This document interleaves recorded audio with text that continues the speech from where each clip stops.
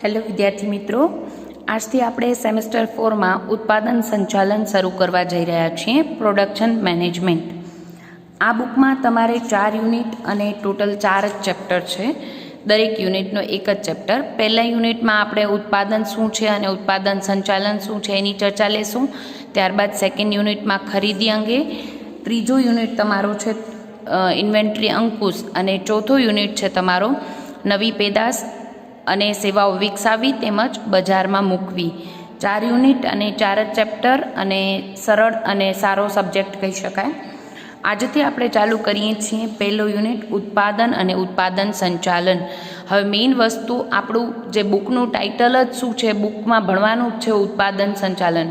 આપણે જાણીએ છીએ કે દરેક વ્યક્તિ સમયાંતરે પોતાની જીવન જરૂરિયાતની વસ્તુઓનું માંગ કરતો આવે છે અને આ માંગને સંતોષવા માટે દરેક ઔદ્યોગિક એકમે પોતાને ઉત્પાદન એ રીતે કરવું પડતું હોય છે. હવે વિવિધ જે પ્રકારની બજારમાં માંગ રહેતી હોય એ પ્રમાણે ઉત્પાદનના પ્રશ્નો વિચારવા પડતા હોય છે. તો ઔદ્યોગિક એકમ પહેલાં શું કરતું કે બધા જ શ્રમ ઉપર નિર્ભર હતા. હવે યાંત્રીકરણના કારણે ઔદ્યોગિક ક્રાંતિ જેમ જેમ આવી એમ યાંત્રીકરણના કારણે યંત્રોનો ઉપયોગ વધ્યો અને ઉત્પાદન સરળ અને ઝડપી બન્યું છે. પણ તે સાથે ઉત્પાદનને લગતા પ્રશ્નોનો વિચાર પણ કરવો પડે અને કાર્યક્ષમ ઉત્પાદન કઈ રીતે થઈ શકે, ઇષ્ટતમ ઉત્પાદન કઈ રીતે થઈ શકે એની પણ મહત્ત્વના પ્રશ્નો વિચારવા પડે. એના માટેનો અભ્યાસ આપણે પહેલા યુનિટમાં કરશું. ઉત્પાદન શું છે અને પછી વાત કરશું આપણે ઉત્પાદન સંચાલન શું છે. ઉત્પાદન અને સંચાલન સમજવું જરૂરી છે. તો સંચાલન શું છે એ તો તમે ધોરણ 11થી વાણિજ્ય વ્યવસ્થામાં ભણીને જ આવ્યા છો. અત્યારે વાત કરશું આપણે પહેલો ક્વેશ્ચન ઉત્પાદનનો અર્થ અને લક્ષણોની. ઉત્પાદન એટલે શું? તો કે ઉત્પાદન એટલે માનવીએ કોઈ નવું ઉત્પાદન કરવાનું નથી, કારણ કે માણસ શૂન્યમાંથી સર્જન કરી શકતો નથી. પણ કુદરતે જે સંપત્તિ આપી છે, કુદરતી સંપત્તિ ઉપર અમુક પ્રક્રિયાઓ કર્યા પછી કંઈક ઉપયોગિતા મૂલ્ય વધારીને માણસને ઉપયોગમાં આવે એવી વસ્તુ બનાવવી, એને આપણે ઉત્પાદન કહીએ છીએ. તમને ખબર છે કે પૃથ્વીના પેટાળમાં અનેક ખનિજ સંપત્તિઓ પડી છે. જંગલોમાં પણ વિવિધ પ્રકારની વનસ્પતિઓ છે. સમુદ્રના તળ સપાટીએ પણ જળ સંપત્તિ, વાયુ, સૂર્યપ્રકાશ, પાણી વગેરે જેવી કુદરતી સંપત્તિઓનો ઉપયોગ કરીને માનવી પોતાની માનવ જરૂરિયાતમાં ઉપયોગમાં આવે એવી વસ્તુઓ બનાવે છે, જેને આપણે ઉત્પાદન કહીએ છીએ. દાખલા તરીકે આપણે સાદું ઉદાહરણ લઈએ તો તમને આપ્યું છે કે આંબાનું ઝાડ હોય તો આંબામાંથી કેરી આવે, કેરીમાંથી અથાણું બની શકે, પાકી કેરી પણ ખાવાના ઉપયોગમાં લઈ શકાય. પછી એમાંથી જે ગોટલી નીકળે એમાંથી પણ આયુર્વેદિક દવા બની શકે તેમજ મુખવાસ બની શકે. આમ કુદરતી જે આંબાનું ઝાડ છે એનામાંથી જે ફળ આવે છે એનામાંથી જ કંઈક ને કંઈક ઉપયોગિતા મૂલ્યવાળી વસ્તુ બનાવવી એ માણસ કરતો હોય છે અને એને આપણે ઉત્પાદન કહેતા હોઈએ છીએ.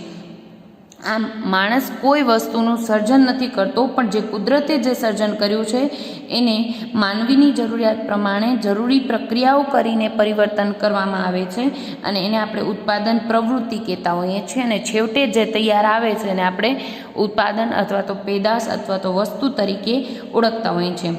સામાન્ય સમજૂતી પ્રમાણે માનવીની જરૂરિયાત સંતોષવા માટે કોઈપણ ચીજવસ્તુ કે સેવા તૈયાર કરવી એટલે ઉત્પાદન એમ આપણે કહી શકીએ. દાખલા તરીકે કોપરાનું ઝાડ હોય એનામાંથી એ કોપરું મળે, એના ઉપરથી તમે પ્રક્રિયા કરીને કોપરેલ તેલ બનાવવામાં આવે છે. નારિયેળના છોતરામાંથી પણ વિવિધ વસ્તુઓ બનાવવામાં આવે છે. તો આને આપણે ઉત્પાદન કહેતા હોઈએ છીએ. અર્થશાસ્ત્રીઓના મત પ્રમાણે ઉત્પાદન એટલે કુદરતમાંથી મળેલી કુદરતી સાધન સામગ્રીનું માનવ જરૂરિયાત સંતોષવા માટે ભૌતિક વસ્તુમાં રૂપાંતર કરવામાં આવે એને આપણે ઉત્પાદન કહીએ છીએ. આમ વિવિધ વ્યાખ્યાઓ તમને આપેલી છે. આમ જે અર્થશાસ્ત્રીઓના મંતવ્ય પ્રમાણે તમને કહેવામાં આવ્યું કે કુદરતની સાધન સંપત્તિમાંથી પ્રક્રિયાઓ કરવામાં આવે. હવે તમને આ ચાર્ટ આપેલો છે કે જેટલી ઉત્પાદન સામગ્રી હોય એમાંથી આપણે કોઈ પ્રક્રિયા કરીને આઉટપુટ તૈયાર કરીએ છીએ. પણ ઉત્પાદન સામગ્રીઓ કઈ કઈ અથવા ઉત્પાદનના સાધનો કયા કયા? તો ઇનપુટ તરીકે આપણે ઉત્પાદનના 4 સાધનો છે, તમે ઇકોનોમિક્સમાં ભણીને આવ્યા છો. જમીન, મૂડી, શ્રમ અને નિયોજન. એ ચારેનો ઇનપુટ આપી એના ઉપર પ્રક્રિયાઓ કરવામાં આવે અને છેવટે આઉટપુટ તરીકે તૈયાર માલ કે સેવાનું ઉત્પાદન થતું હોય છે. આ રીતે ઉત્પાદનનું પ્રોસેસિંગ થતું હોય છે. આને આપણે ઉત્પાદન પ્રક્રિયા કહીએ છીએ. વિવિધ વ્યાખ્યાઓ તમને આપેલી છે. એ વ્યાખ્યાઓ પરથી આપણે એમ કહી શકીએ કે કાચી માલ સામગ્રી ઉપર માનવ શક્તિ અને સાધનોનો ઉપયોગ દ્વારા અમુક પ્રક્રિયા કરીને માલ સામગ્રીનું માનવ જરૂરિયાત સંતોષી શકાય તેવી વસ્તુ કે સેવામાં રૂપાંતર એટલે ઉત્પાદન. આમ ટૂંકમાં ઉત્પાદન એટલે માનવ શ્રમ, મૂડી, યંત્રો અને નિયોજન શક્તિ દ્વારા કાચા માલના કદ, વજન, આકાર, રંગ અને ગુણધર્મમાં ફેરફાર કરવામાં આવે તો આપણે એને ઉત્પાદન પ્રક્રિયા કહેતા હોઈએ છીએ. ઉત્પાદન ફક્ત વસ્તુઓનું કે પેદાશનું થાય એવું જરૂરી નથી. સેવાઓનું પણ ઉત્પાદન થતું હોય છે, પણ સેવાનું ઉત્પાદન નાશવંત હોય છે, એને તરત જ વાપરી લેવી પડતી હોય છે. ઘણીવાર ગેસ કંપની હોય છે એ ગેસ પ્રોવાઈડ કરે છે, વીજળી કંપની વીજળી પ્રોવાઈડ કરે છે, એટલે સેવાઓનું પણ ઉત્પાદન થતું જોવા મળે છે. ફક્ત વસ્તુ નહીં પણ સેવાનું પણ ઉત્પાદનનો ખ્યાલ અહીંયા આપણે ભણવાનો રહ્યો.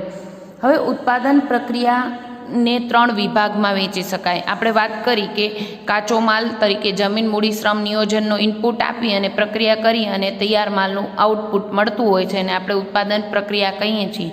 પણ ઉત્પાદન પ્રક્રિયા મુખ્યત્વે 3 પ્રકારની હોય છે. પહેલી વિશ્લેષણાત્મક, બીજું છે સંયોજન પ્રક્રિયા અને ત્રીજી છે એસેમ્બલિંગ પ્રક્રિયા કે જેને આપણે એકત્રીકરણની પ્રક્રિયા કહેતા હોઈએ છીએ. દાખલા તરીકે ઉદાહરણથી સમજાવું તો વધુ ક્લિયર થશે. વિશ્લેષણાત્મક પ્રક્રિયા એનાલિટિકલ પ્રોસેસ એવી રીતે ઉત્પાદન પણ થતું જોવા મળે છે. દાખલા તરીકે એક વસ્તુમાંથી અલગ અલગ વસ્તુ છૂટી પાડીને જે પ્રકારની ઉત્પાદન પ્રક્રિયા થાય એને આપણે વિશ્લેષણાત્મક પ્રક્રિયા તરીકે ઓળખીએ છીએ.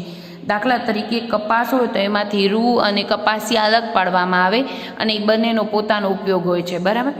તેવી જ રીતે ખાસ મહત્વનું ઉદાહરણ વિશ્લેષણાત્મક પ્રક્રિયામાં તમે ખનિજ તેલનું લઈ શકો. પેટાળમાંથી જે ખનિજ તેલ મળે છે એના ઉપર રાસાયણિક પ્રક્રિયા કરીને petrol, diesel, crude oil, kerosene, petroleum jelly જે તમે વેસલીન વાપરો છો એ વગેરે લુબ્રિકન્ટ છૂટા પાડવામાં આવતા હોય છે. વિશ્લેષણાત્મક પ્રક્રિયાનું સૌથી મહત્વનું ઉદાહરણ એ કહી શકાય. બીજી એવી રીતે આ વાત કરી આપણે વિશ્લેષણ કર્યું એટલે એકમાંથી અલગ અલગ છૂટું પાડીને પ્રક્રિયા કરીને એ વસ્તુ તૈયાર કરી.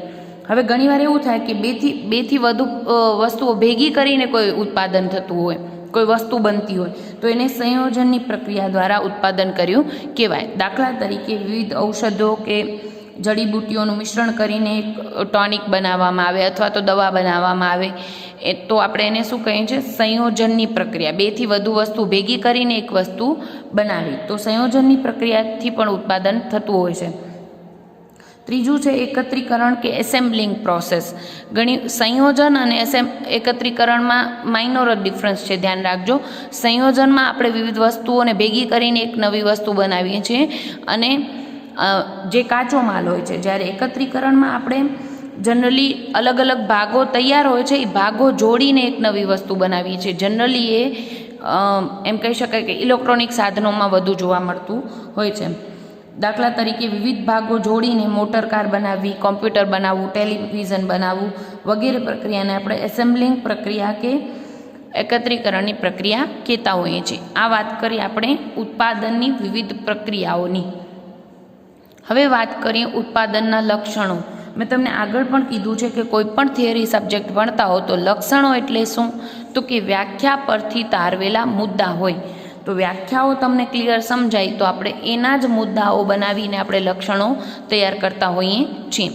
દાખલા તરીકે વાત કરીએ તો ઉત્પાદનના લક્ષણોને અહીંયા 2 વિભાગમાં વહેંચવામાં આવ્યા છે, સામાન્ય લક્ષણો અને વિશિષ્ટ લક્ષણો. કેટલાક સામાન્ય લક્ષણો જોઈએ તો પહેલું છે તૃષ્ટિગુણનું સર્જન કરે છે. કોઈપણ વસ્તુ કાચા માલ ઉપર પ્રોસેસ કરીને તૈયાર માલ બનાવવામાં આવે છે અને એના ઉપયોગિતા મૂલ્યમાં વધારો થાય છે. આપણે વ્યાખ્યા જોઈ, બરાબર. તો આ ઉપયોગિતા મૂલ્ય વધે જેથી કાચો માલ વાપરતી વખતે જે તૃષ્ટિગુણ મળતો હતો એના કરતાં તૈયાર માલ વાપરતી વખતે તૃષ્ટિગુણ મળતો હોય એ વધારે મળતો હોય છે. એટલે તૃષ્ટિગુણનું સર્જન કરે છે ઉત્પાદનની પ્રવૃત્તિ.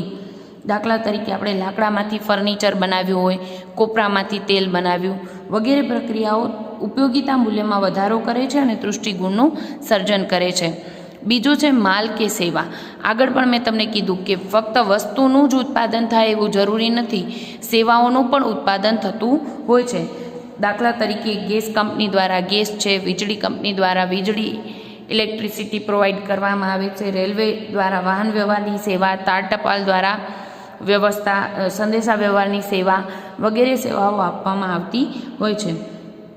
એટલે ઉત્પાદન પ્રક્રિયા ફક્ત ભૌતિક વસ્તુ જ તૈયાર કરે એવું નથી, સેવાઓનું પણ ઉત્પાદન થતું જોવા મળે છે. ત્રીજું લક્ષણ છે ઉત્પાદનના સાધનોનો ઉપયોગ. જમીન, મૂડી, શ્રમ અને નિયોજનના ઉપયોગ દ્વારા આપણે વસ્તુઓ ઉત્પાદન કરી શકીએ, વસ્તુ કે સેવાનું ઉત્પાદન કરી શકીએ છીએ. આમ આ જમીન, મૂડી, શ્રમ અને નિયોજન જેટલી ઇફેક્ટિવ રીતે યુઝ કરવામાં આવશે, જેટલું ઇષ્ટતમ એનો ઉપયોગ કરી શકશું, એટલું ઓછા ખર્ચે અને સરળ રીતે ઉત્પાદન કરી શકશું. અને જો ઓછા ખર્ચે ઉત્પાદન થઈ શકશે તો આપણે કિંમત પણ નીચી લાવવા માટે સક્ષમ બનશું. પછી છે વિવિધ પ્રક્રિયાઓ. ઉત્પાદનનું ચોથું લક્ષણ આપણે વાત કરી રહ્યા છીએ, વિવિધ પ્રક્રિયાઓ. આપણે વાત કરીએ એમ કે જેટલા ઇનપુટ્સ હોય, જમીન, મૂડી, શ્રમ અને નિયોજન ખાલી ઉપયોગમાં લીધા એટલે ઉત્પાદન થઈ ગયું ને, એના ઉપર વિવિધ પ્રક્રિયાઓ કરવામાં આવતી હોય છે. દાખલા તરીકે વિશ્લેષણાત્મક પ્રક્રિયા અથવા સંયોજનની પ્રક્રિયા કરીને અથવા એસેમ્બલિંગની પ્રક્રિયા કરીને પણ આપણે એના ઉપયોગિતા મૂલ્યમાં વધારો કરવો પડે છે. તો આ પ્રક્રિયાઓ કેવી કેવી હોઈ શકે? દાખલા તરીકે કાપડ તૈયાર કરવું હોય તો એના ઉપર સ્પિનિંગ, વીવિંગ, ડાઇંગ, બ્લીચિંગ, પ્રિન્ટિંગ વગેરે પ્રોસેસ કરવી પડતી હોય છે. એવી જ રીતે કોઈ એક બુક તૈયાર કરવી હોય તો એના ઉપર laser compose, plate making, offset printing, પછી ફોલ્ડિંગ, બાઇન્ડિંગ વગેરે પ્રક્રિયાઓ કરવામાં આવતી હોય છે. આમ વિવિધ પ્રક્રિયાઓના આધારે એક તૈયાર વસ્તુનું રૂપાંતર થતું હોય છે. પાંચમું લક્ષણ છે કિંમતમાં વૃદ્ધિ. હવે આટલી બધી પ્રોસેસ કરવામાં આવે છે, જમીન, મૂડી, શ્રમ અને નિયોજકનો ઉપયોગ કરવામાં આવે છે, તો એને ઉત્પાદનના સાધનોને વળતર પણ ચૂકવવું પડશે. એટલે કાચા માલમાંથી તૈયાર માલનું રૂપાંતર કરતી વખતે જે પ્રક્રિયા માટે જે વસ્તુ ઉપયોગમાં લેવાય છે એના કારણે કાચા માલ કરતાં તૈયાર માલનું કિંમતમાં વૃદ્ધિ થતી જોવા મળે છે. દાખલા તરીકે આપણે ઉત્પાદન કરશે, જો યંત્રો દ્વારા કરાવશું તો પણ એના સમારકામ, જાળવણીના ખર્ચા, એને યંત્રો ખરીદવાના ખર્ચા, એના ઘસારાને લગતા ખર્ચા, લાઇટ બિલ વગેરે ખર્ચા આવશે. સેમ વે શ્રમ દ્વારા ઉત્પાદિત વસ્તુ હશે તો પણ શ્રમિકોને વેતન ચૂકવવું પડશે, એ પણ ખર્ચ આવશે. એટલે ઉત્પાદનના ચાર સાધનો જમીન, મૂડી, શ્રમ અને નિયોજનને આપણે વળતર ચૂકવવું પડે અને એના કારણે કિંમતમાં વૃદ્ધિ થતી જોવા મળે છે. છઠ્ઠું લક્ષણ છે યંત્રો અને ટેકનિકલ સાધનોનો ઉપયોગ. ઉત્પાદનમાં પહેલાં ઔદ્યોગિક ક્રાંતિ પહેલાં એવું હતું કે જનરલી વ્યક્તિઓ દ્વારા ઉત્પાદન કરવામાં આવતું, મજૂરો દ્વારા ઉત્પાદન. પણ જેમ જેમ ઔદ્યોગિક ક્રાંતિ થઈ એમ આપણે શ્રમ આધારિત નહીં પણ મૂડી પ્રધાન ઉદ્યોગ પદ્ધતિઓ અપનાવતા હોઈએ છીએ. યંત્રો અને ટેકનિકલ જ્ઞાનનો ઉપયોગ કરીને આપણે વધુ સારી વસ્તુ બનાવવા માટે સક્ષમ બન્યા છીએ. એટલે જેના કારણે વસ્તુ ઘણી પણ બની શકે છે, ઝડપી પણ બની શકે છે અને મોટા પાયે જે ઉત્પાદનના લાભો છે એ પણ મેળવી શકાય છે. પણ આ યંત્રો યુઝ કરવા માટે આપણે ટેકનિકલ જ્ઞાનની પણ જરૂર પડે છે અને એ વિવિધ ઔદ્યોગિક એકમો પોતાની ક્ષમતા મુજબ એનો લાભ લેતા હોય છે. આ વાત કરી આપણે સામાન્ય લક્ષણોની. હવે કેટલાક આધુનિક ઉત્પાદનના વિશિષ્ટ લક્ષણોની ચર્ચા કરીએ તો પહેલું છે શ્રમ વિભાજન અથવા તો વિશિષ્ટીકરણ. આ બંને લક્ષણ સાથે લેશું. શ્રમ વિભાજન અને વિશિષ્ટીકરણ બંને એકબીજાના પર્યાય કહી શકાય. શ્રમ વિભાજન દ્વારા શું કરવામાં આવે છે? એક જ કાર્ય એક વ્યક્તિને સોંપવામાં ના આવે, એના ટુકડા પાડી દેવામાં આવે અને અલગ અલગ કાર્ય અલગ અલગ વ્યક્તિને સોંપવામાં આવે, જેથી શું થાય એ કાર્યનો એ વ્યક્તિ નિષ્ણાત બની શકે. ક્લિયર? એક જ કાર્ય આપણે કોઈ પણ વ્યક્તિને એક કાર્ય વારાઘડીએ કરવાનું થતું હોય તો આપણે જેમ જેમ કરતા જશું એમ એની ગુણવત્તા પણ જળવાશે, એ કામમાં આપણે માહિર બની શકીએ, એ કામ કરવામાં સમય પણ આપણે ઓછો લઈએ. ક્લિયર? તો શ્રમ વિભાજનના કારણે વિશિષ્ટીકરણના લાભ પણ લેવામાં આવે છે. જ્યારે કોઈ એક કાર્યને જુદા જુદા પેટા કાર્યોમાં વિભાજિત કરીને આપણે અલગ અલગ કામદારોની કાર્ય સોંપીએ તેને શ્રમ વિભાજન તરીકે ઓળખીએ છીએ. દાખલા તરીકે ઉદાહરણ આપણે જોશું બુકમાંથી કે રંગકામ માટે દિવાલ આપણે કલર કરાવવો છે તો દિવાલ ઘસવાનું કામ, દિવાલ ઉપર ટર્પેન્ટાઇન કે અસ્તર લગાવવાનું કાર્ય, લાપી લગાવવાનું કાર્ય, સફાઈનું કાર્ય વગેરે પેટા વિભાગમાં કાર્યને વહેંચી દીધું. પછી દરેક કાર્ય અલગ વ્યક્તિને સોંપવામાં આવે, તો જેથી શું બને કે વિશિષ્ટીકરણના લાભ લઈ શકાય, એ વ્યક્તિ એ કાર્યનો નિષ્ણાત બનતો જાય અને એની ગુણવત્તામાં પણ ફેરફાર લાવી શકાય છે. અને શ્રમ વિભાજનને કારણે વિશિષ્ટીકરણ પણ થઈ શકતું હોવાથી, વિશિષ્ટીકરણ એટલે શું, તો કે એક વ્યક્તિને એની પ્રોફિશિયન્સી પ્રમાણે, એની લાયકાત મુજબ એને કામ સોંપવામાં આવે. આમ કરવાથી એ એક જ કાર્ય ઉપર નજર રાખે અથવા એક જ કાર્ય એને કરવાનું હોવાથી એ કાર્યનો નિષ્ણાંત બની શકે અને વિશિષ્ટીકરણનો લાભ લઈ શકાય. દાખલા તરીકે કટિંગનું કાર્ય, વેલ્ડિંગનું કાર્ય, પોલિશિંગનું કાર્ય વગેરે કાર્ય એક એક વ્યક્તિને જ સોંપવામાં આવે, જેથી કામદારની કુશળતા વધે, ગુણવત્તા પણ જળવાય, બગાડ પણ ઘટે છે. હવે વાત કરીએ 9મું લક્ષણ, યાંત્રિકરણમાં વધારો, જેની ઓલરેડી આપણે ચર્ચા લઈ ગયા છીએ. યંત્રોના ઉપયોગ દ્વારા આપણે હવે મૂડી પ્રધાન ઉત્પાદન પદ્ધતિનો ઉપયોગ થાય છે, એટલે યાંત્રિકરણમાં વધારો થયો છે. અને સમયાંતરે જેમ જેમ યંત્રો વધ્યા એમ યંત્રને લગતા પ્રશ્નોમાં પણ વધારો થયો છે. પણ આ યાંત્રિક સમસ્યાઓ ઉકેલવા માટે પણ હવે રોબોટ રાખવામાં આવે છે.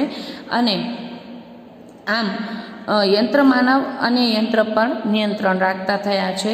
જે પહેલાં કલ્પના હતી એ આજે હકીકત બની ગઈ છે. એટલે યાંત્રિકરણના કારણે મોટા પાયા પરના ઉત્પાદનના ફાયદાઓ લઈ શકાય છે.